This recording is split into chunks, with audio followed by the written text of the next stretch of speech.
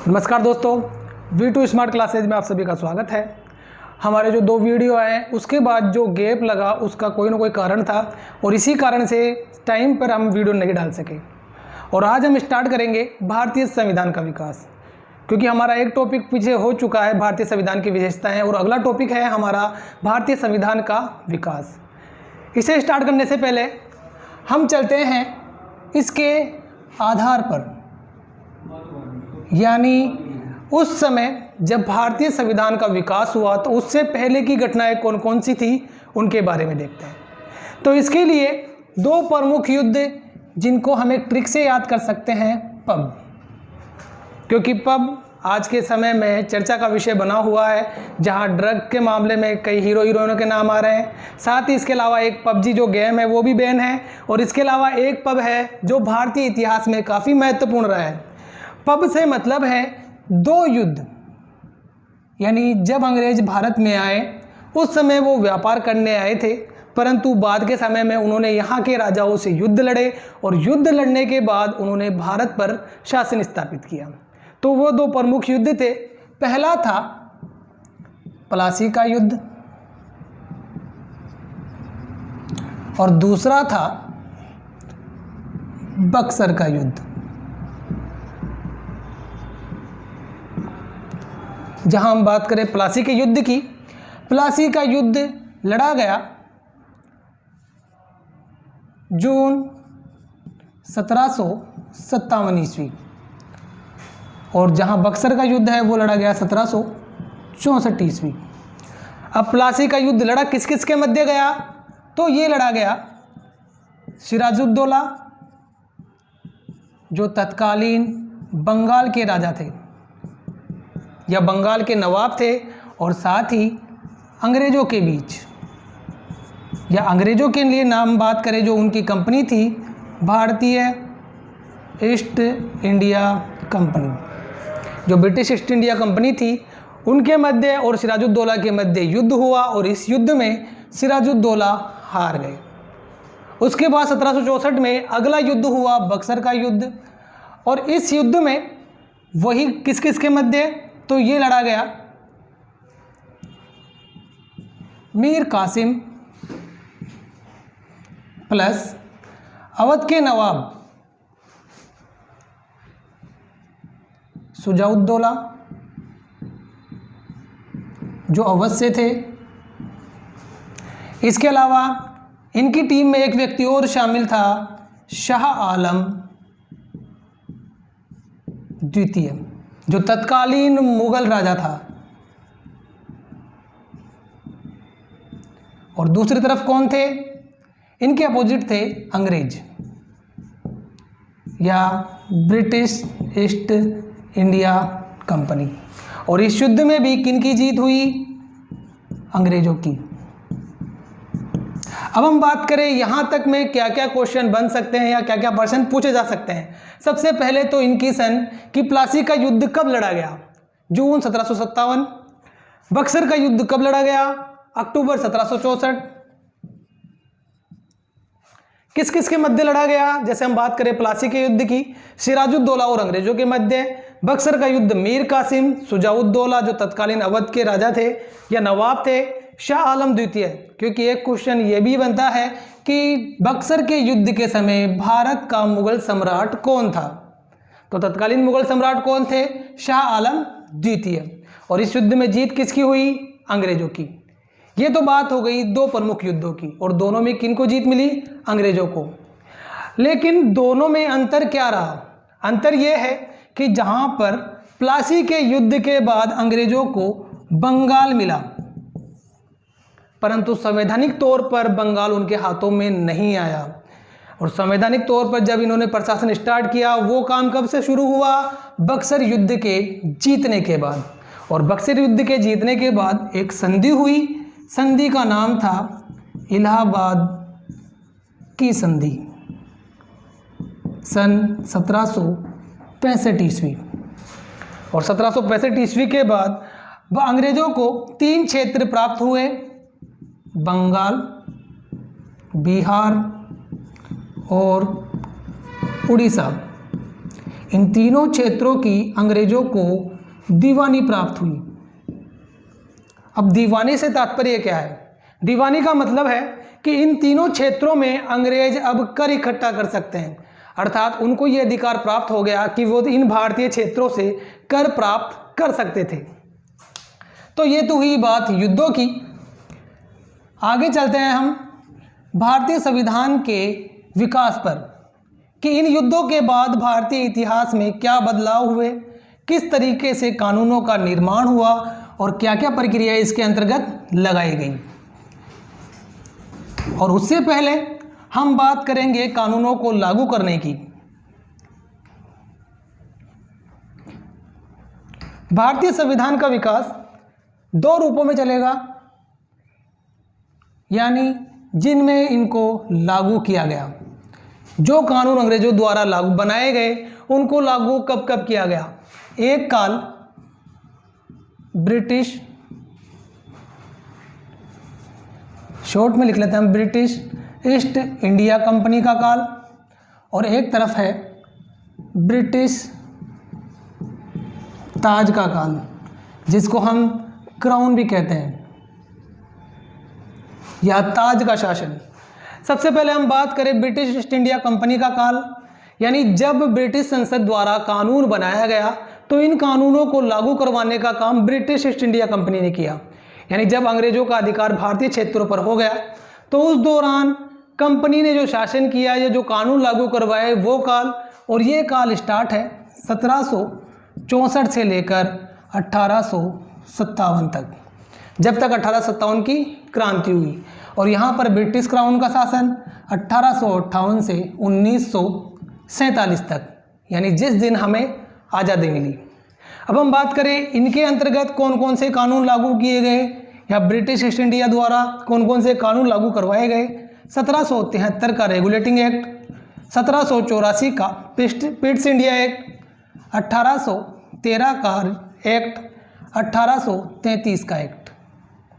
तो ये चार प्रमुख एक्ट है जो हम आज के क्लास में देखेंगे, और बाकी के एक्ट हम दूसरी क्लास में देखेंगे जो अंग्रेजों द्वारा लागू करवाए गए या ब्रिटिश ताज द्वारा, जैसे 1858 का कानून, 1909 का कानून, 1919, 1935 और 1947। तो चलिए स्टार्ट करते हैं हम आज की क्लास को, जिसके अंतर्गत हम पढ़ने वाले हैं भारतीय संविधान का संवैधानिक विकास। और इसके अंतर्गत सबसे पहला कानून है 1773 का कानून।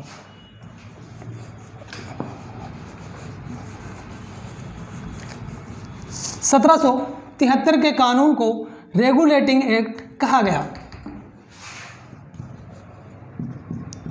सबसे पहला 1773 का रेगुलेटिंग एक्ट। इस कानून के अंतर्गत कई प्रावधान किए गए। सबसे पहला प्रावधान 1773 के एक्ट का सबसे पहला प्रावधान है, या सबसे प्रमुख बात, भारत के लिए लिखित ब्रिटिश संसद का प्रथम कानून। यानी 1773 का रेगुलेटिंग एक्ट ये सबसे पहला कानून था जो अंग्रेजों द्वारा लिखा गया। किन क्षेत्रों के लिए? भारतीय क्षेत्रों के लिए। क्योंकि ये भी एक प्रश्न बनता है या पूछ लिया जाए कि अंग्रेजों द्वारा लिखा गया पहला लिखित कानून कौन सा है जो भारतीय क्षेत्रों के लिए किया गया। तो सबसे पहला प्रावधान ये पहला कानून है जो अंग्रेजों द्वारा लिखा गया भारतीय क्षेत्रों के लिए। दूसरी बात, बंगाल गवर्नर को गवर्नर जनरल बनाया गया।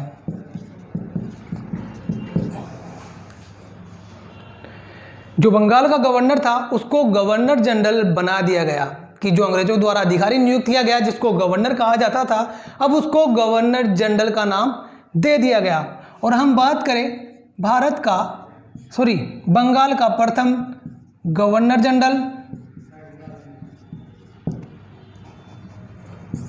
कहाँ का?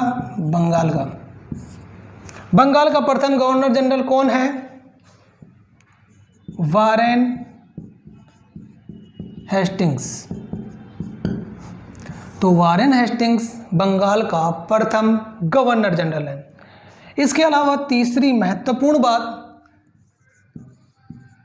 कलकत्ता में सर्वोच्च न्यायालय की स्थापना अंग्रेजों द्वारा रेगुलेटिंग एक्ट के तहत कलकत्ता में सर्वोच्च न्यायालय की स्थापना की गई। अब एक प्रश्न ये बनता है कि कलकत्ता में सर्वोच्च न्यायालय की स्थापना किस वर्ष की गई? प्रश्न ढंग से सुनना कि कलकत्ता में सर्वोच्च न्यायालय की स्थापना किस वर्ष की गई। तो वर्ष अगर पूछा जाए तो वर्ष है 1774 ईस्वी। कि कलकत्ता सर्वोच्च न्यायालय की स्थापना किस वर्ष की गई? 1774 ईस्वी में। प्रश्न पूछा जाए कि कलकत्ता में सर्वोच्च न्यायालय की स्थापना किस कानून के तहत की गई, या जो कानून लाया गया था वो किस वर्ष का था? 1773। तो प्रश्न की भाषा को समझना और उसके बाद अपना आंसर टिक करना, क्योंकि ऑप्शन आपके सामने लगभग सिमिलर रहेंगे, अर्थात मिलते जुलते ऑप्शन रहेंगे, तो वहाँ कंफ्यूज नहीं होना। अगर कानून पूछा जाए तो कानून का वर्ष 1773, अगर स्थापना किस वर्ष हुई है तो 1774। और सर्वोच्च न्यायालय में जो कलकत्ता में सर्वोच्च न्यायालय स्थापित किया गया, इसमें फॉर्मूला था 1+3 का, अर्थात एक होगा मुख्य न्यायाधीश और 3 होंगे अन्य न्यायाधीश।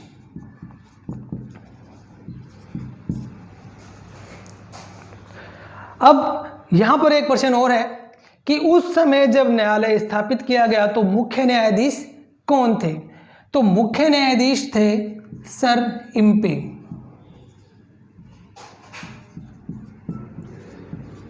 और कहीं कहीं पर इनका नाम एम पे मिलता है।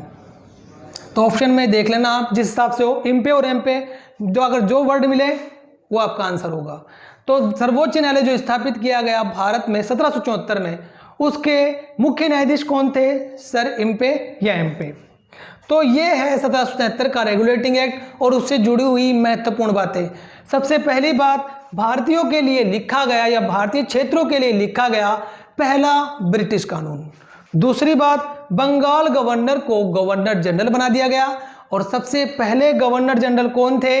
Warren Hastings. इसके बाद इसी कानून के तहत कलकत्ता में सर्वोच्च न्यायालय की स्थापना की गई और किस वर्ष की गई? 1774 ईस्वी में। और 4 न्यायाधीश थे, एक मुख्य न्यायाधीश और 3 अन्य न्यायाधीश। इसके बाद हम बात करें अगले कानून की। अगला कानून 1784 का पिट्स इंडिया एक्ट।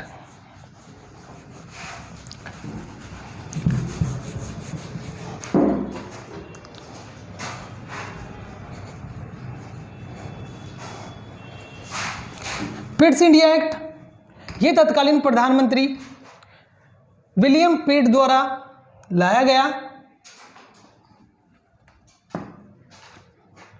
1784 का पिट्स इंडिया एक्ट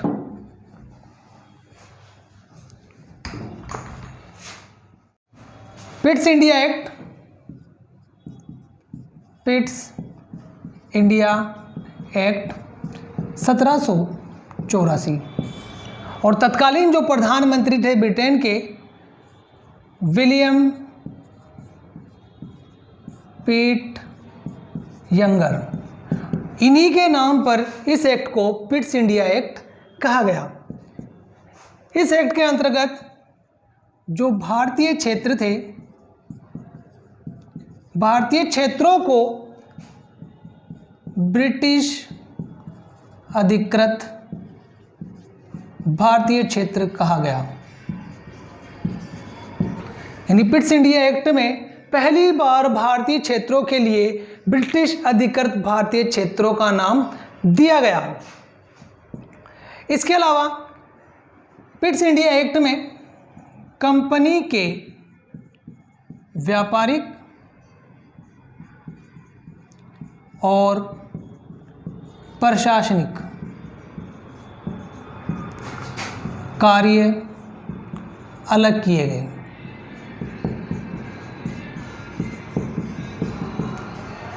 यानी ब्रिटिश कंपनी के जो व्यापारिक कार्य थे और प्रशासनिक कार्य थे इनको अलग किया गया, क्योंकि हमें पता है ब्रिटिश कंपनी यहाँ करने आई थी व्यापार, परंतु जैसे ही उन्होंने यहाँ का माहौल देखा उसका फायदा उठाकर उन्होंने क्या कर लिया, यहाँ पर अधिकार स्थापित कर लिया और प्रशासन करना भी शुरू कर दिया।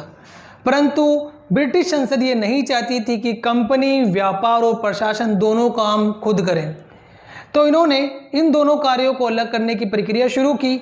जहाँ पर कंपनी जब बनाई गई तो इनमें जो सदस्य थे उनको कोर्ट ऑफ डायरेक्टर्स कहा गया। कोर्ट ऑफ डायरेक्टर्स का मतलब है संचालक मंडल, क्योंकि यहाँ पर हम बात करें तो इस शब्द किया गया है कोर्ट, बाकी आमतौर पर हमें यहाँ शब्द देखने को मिलता है बोर्ड ऑफ डायरेक्टर्स।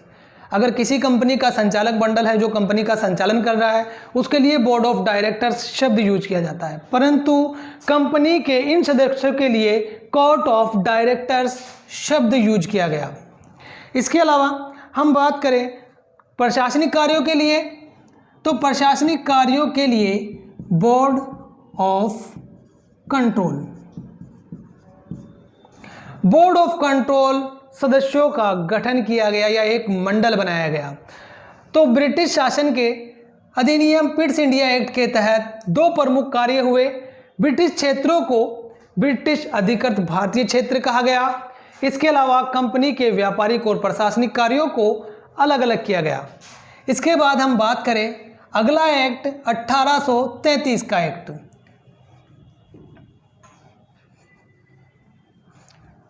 1833 का अधिनियम, सॉरी उससे पहले हम बात करेंगे 1813 का अधिनियम।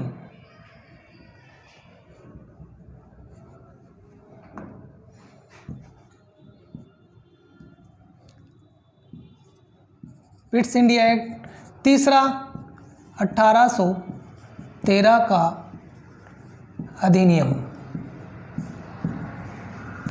1813 में भारतीय क्षेत्रों के लिए एक अधिनियम और बनाया गया और इसके प्रमुख प्रावधान थे। सबसे पहला प्रावधान,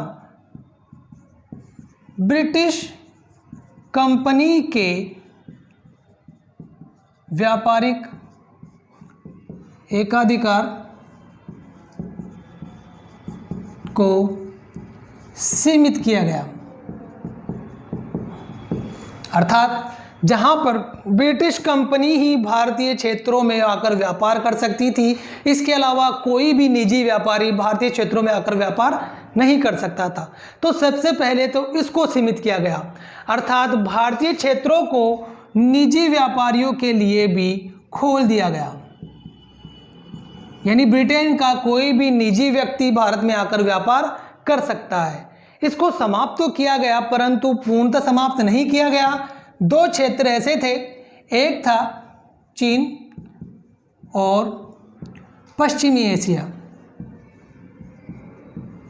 पश्चिमी एशिया के क्षेत्रों के साथ चाय के जो व्यापार था उसका एकाधिकार ब्रिटिश ईस्ट इंडिया कंपनी के पास रहा। केवल दो क्षेत्र चीन और पश्चिमी एशिया के साथ चाय का व्यापार ब्रिटिश ईस्ट इंडिया कंपनी के व्यक्ति ही कर सकते थे और इसके अलावा भारतीय क्षेत्रों में निजी व्यापारी आकर व्यापार कर सकते थे। इसके अलावा दूसरी बात, ईसाई मिशनरियों को भारत में ईसाई धर्म प्रचार की अनुमति मिली। यानी 1813 के एक्ट के तहत ईसाई मिशनरियों को भारत में आकर व्यापार करने की अनुमति दे दी गई। तो ये प्रमुख प्रावधान थे दो जो 1813 के अधिनियम के थे। सबसे पहला, ब्रिटिश ईस्ट इंडिया कंपनी का जो एकाधिकार था व्यापार पर, उसको सीमित किया गया और साथ ही साथ ईसाई मिशनरियों को भारत में आकर व्यापार करने की अनुमति दी गई। अब हम बात करते हैं चौथा एक्ट 1833 का एक्ट।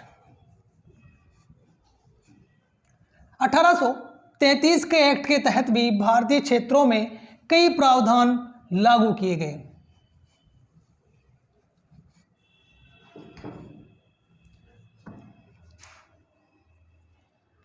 1833 का अधिनियम। इस अधिनियम के तहत हम प्रमुख बातों की बात करें तो सबसे पहली बात है ब्रिटिश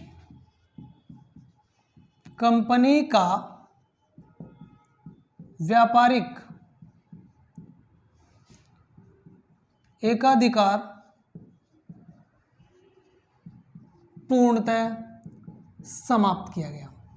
यानी 1813 के अधिनियम के तहत ब्रिटिश कंपनी का जो व्यापार था जिसे सीमित किया गया था 1833 के माध्यम से इसको पूर्णतः समाप्त कर दिया गया। और दूसरी प्रमुख बात जो पूरे अधिनियम के तहत प्रमुख है वो है बंगाल गवर्नर जनरल को भारत का गवर्नर जनरल बनाया गया। और बंगाल का जो अंतिम गवर्नर जनरल था उसी को भारत का प्रथम गवर्नर जनरल बनाया गया। और भारत का प्रथम गवर्नर जनरल जो है वो था Lord William Bentinck. Lord William Bentinck को भारत का प्रथम गवर्नर जनरल बनाया गया। और अगर सवाल पूछ लिया जाए बंगाल का अंतिम गवर्नर जनरल कौन है,